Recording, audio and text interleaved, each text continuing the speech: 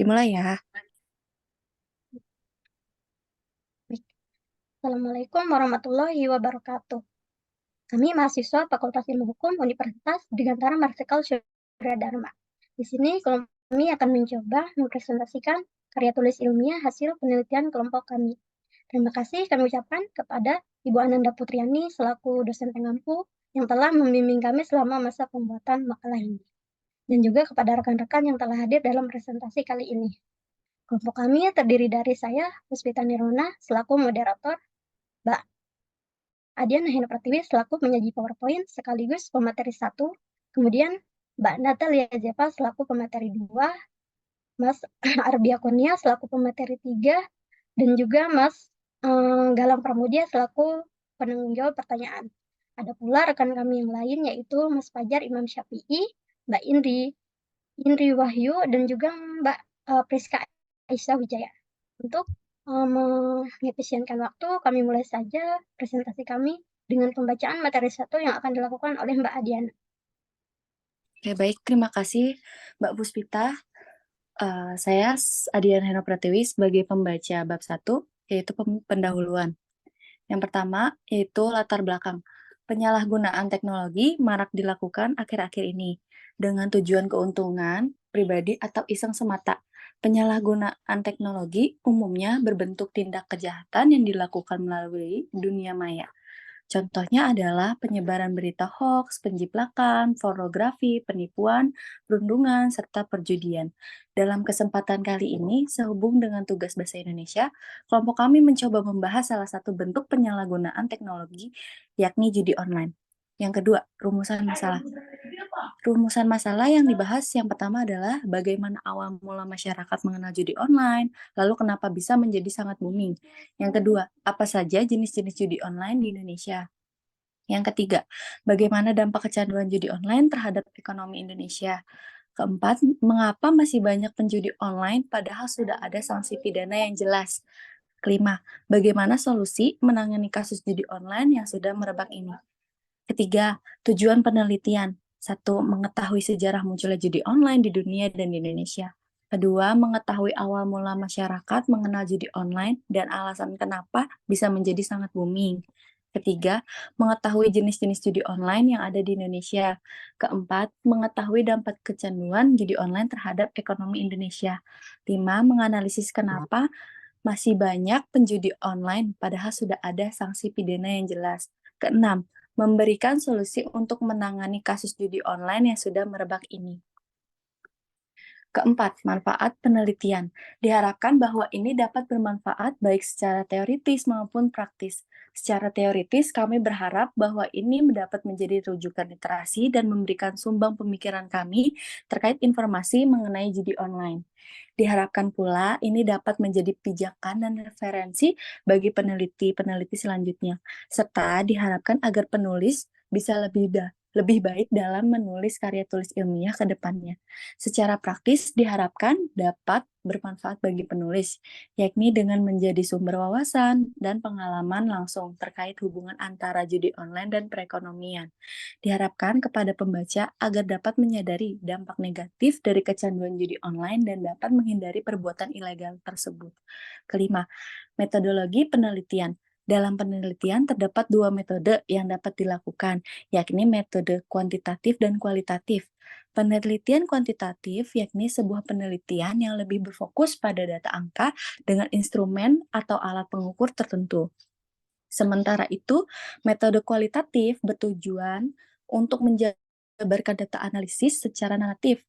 Dalam penelitian kali ini, kelompok kami menggunakan penelitian kualitatif, yakni berjenis studi dokumen study, di mana kami memanfaatkan sumber-sumber informasi terkait judi online yang ada di media massa berupa artikel dan blog.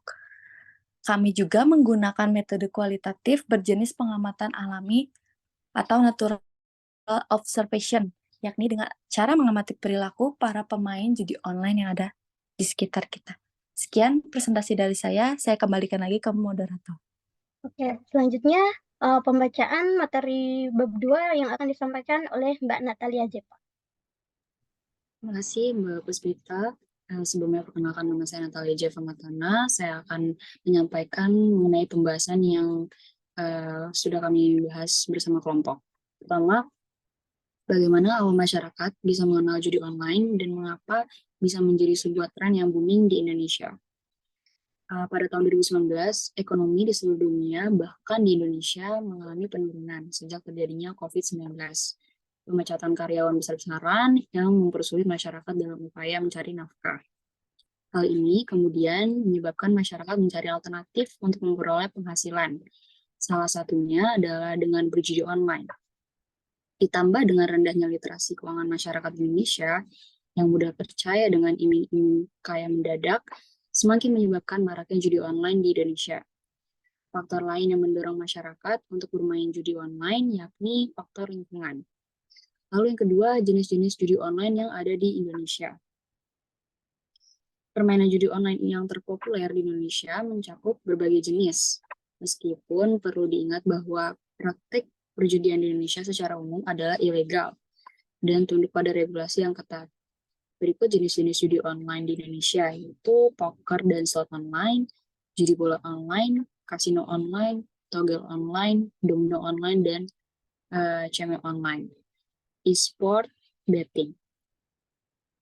Next, yang ketiga adalah dampak kecanduan judi online terhadap ekonomi Indonesia. Kecanduan atau ketagihan adalah saat tubuh atau pikiran kita dengan buruknya menginginkan atau memerlukan sesuatu agar bekerja dengan baik. Faktor utama yang dapat menyebabkan kecanduan sebenarnya adalah munculnya perasaan senang di otak. Kecanduan judi online terjadi ketika seseorang terus berjudi, meskipun hal itu menimbulkan akibat yang merugikan. Beberapa dampak kecanduan judi online seperti berkurangnya pendapatan negara, adanya penyimpangan dana, dan terhambatnya roda perputaran ekonomi, kehilangan aset, tingginya kriminalitas, dan banyaknya para pemain judi online yang terjerat pinjaman online. Lalu yang keempat adalah sanksi pidana dan pasal bagi pengguna judi online.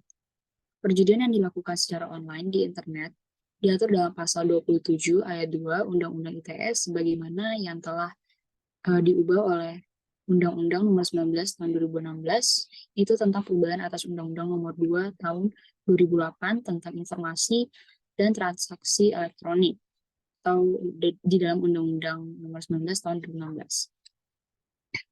Ancaman terhadap pelanggaran ini tuh diatur di dalam pasal 45 ayat 2 Undang-Undang 19 tahun 2016 yang menerangkan bahwa akan dikenakan pidana penjara paling lama 6 tahun dan atau denda paling banyak 1 miliar. Lalu yang kelima, bagaimana solusi menangani kasus judi online yang sudah merebak? Pertama, memblokir konten dan situs judi online.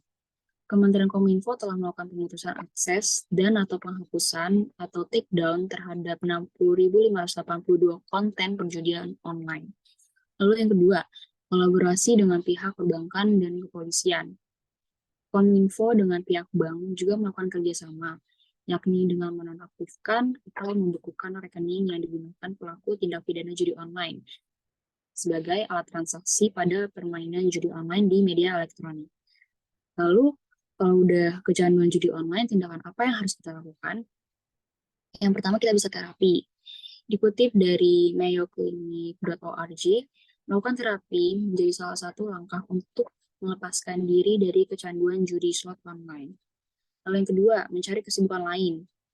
Butuh proses dan waktu untuk pecandu judi online lepas dari kebiasaan buruknya. Keinginan untuk kembali berjudi bisa muncul kembali secara mendadak, meskipun keinginan untuk lepas dari judi slot online lebih kuat. Untuk mengalihkannya, bisa dengan mencari kesibukan lain yang lebih sehat, misalnya dengan olahraga, agar bisa mengurangi risiko keinginan berjudi. Sekian dari saya kembalikan kepada Mbak Puspita. Baik, terima kasih. Selanjutnya, pembacaan materi 3 yang akan disampaikan oleh Mas Arbia Kurnia. Selamat malam, saya Arbia Kurnia Sanjaya akan membaca bab selanjutnya yang ketiga yaitu penutup. Yang pertama, kesimpulan. Berdasarkan pembahasan penelitian yang sudah dipaparkan, Maka dapat didefinisikan beberapa kesimpulan bahwa industri perjudian online mempunyai potensi mempengaruhi perputaran roda ekonomi dan perlu dipertimbangkan secara serius dalam hal regulasi dan peningkatan kesehatan masyarakat. Pertumbuhan industri judi online merupakan fenomena yang cukup signifikan yang mempengaruhi pasar usaha dan konsumen secara global. Yang kedua, saran. Dengan adanya penelitian terkait judi online dan dampak negatifnya terhadap perekonomian di Indonesia, disarankan agar para pembaca dapat menjadikan informasi ini sebagai sumber pembelajaran sehingga bisa terhindar dari jeratan permainan judi online. Yang kedua, disarankan kepada pemerintah agar memberikan perhatian lebih khusus sehingga dapat segera mengatasi kasus judi online ini. Karena jika semakin lama dibiarkan, maka makin banyak dari pemain yang kehilangan uang dan pekerjaan yang pada akhirnya membuat tingkat kemiskinan semakin meningkat. Terima kasih, Mbak. Selesai pembacaan materi kita, selanjutnya akan diadakan sesi tanya jawab. Mungkin ada teman-teman yang mempunyai pertanyaan yang akan dijawab oleh Mas Galang nanti. Selamat malam, mohon izin bertanya dengan kami Fajar Imam Syafi'i. Apakah memungkinkan untuk melegalkan judi online di Indonesia agar negara bisa mendapatkan penghasilan dari pajak yang dibebankan tadi? Terima kasih. Sekian. Ya, saya izin menjawab. Jawabannya itu melegalkan judi online itu bukan merupakan solusi. Hal ini justru akan berdampak makin parah.